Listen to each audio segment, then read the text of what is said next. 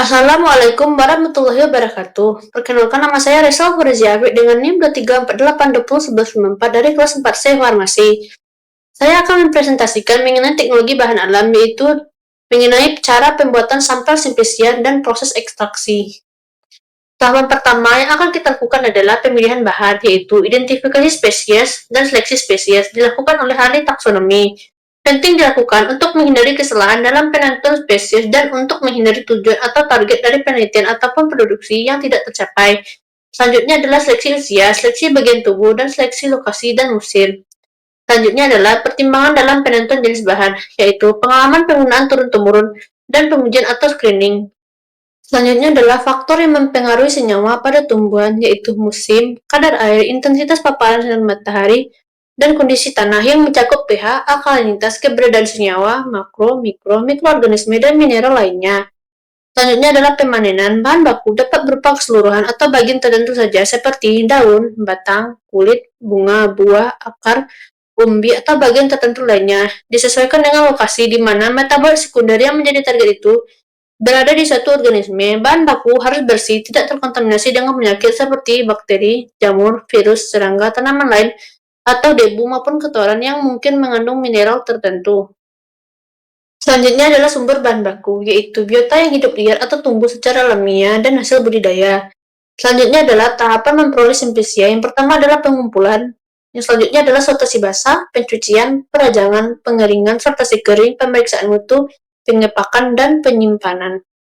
Setelah selesai melakukan pemilihan bahan, tahapan selanjutnya yang akan kita lakukan adalah melakukan penyiapan bahan.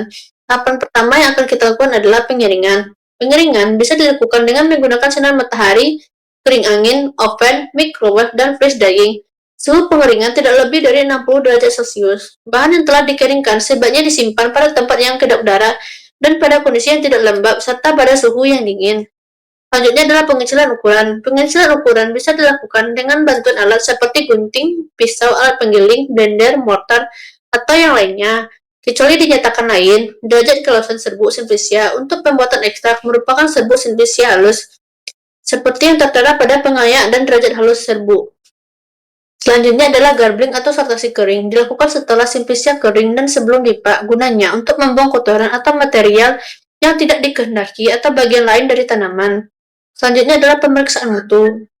Identifikasi taksonomi, analisis terhadap biji farmakologi, fisika, kimia, biologi, dan mikrobiologi. Selanjutnya adalah packaging atau pengepakan. Pengepakan juga bertujuan untuk mengurangi volume sampel sehingga lebih ekonomis terkait dengan biaya pengangkutan. Yang terakhir adalah penyimpanan.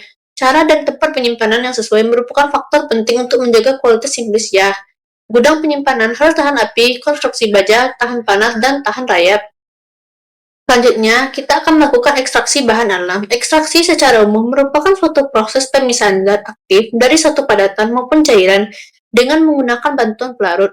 Adapun 3 tahapan proses ekstraksi adalah, yang pertama adalah pelarut akan merusak dinding sel dan jaringan, serta masuk ke dalam sel. Selanjutnya, pelarut akan melarutkan senyawa-senyawa metabolit. Setelah itu, pelarut bersama senyawa metabolit yang terlarut dikeluarkan atau dipisahkan dari bahan atau biomasa penghasilnya. Selanjutnya adalah beberapa metode yang dapat dilakukan dalam proses ekstraksi. Yang pertama adalah maserasi, relokasi, ekstraksi dengan reflux, sokretasi, ekstraksi dengan ultrasonikasi, ekstraksi dengan microwave, dan ekstraksi dengan tekanan. Selanjutnya adalah evaporasi. Kumpulkan semua maserat, kemudian uapkan dengan penguap vakum atau penguap tekanan rendah.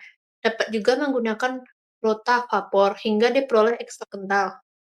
Yang terakhir adalah faktor dalam pemilihan metode. Yang pertama adalah efisiensi, rendaman yang tinggi, kualitas senyawa terjaga, waktu ekstraksi yang lebih singkat, pelarut yang lebih sedikit, biaya yang lebih murah, serta risiko yang lebih rendah. Sekian video presentasi dari saya akhiri dengan mengucapkan wassalamualaikum warahmatullahi wabarakatuh.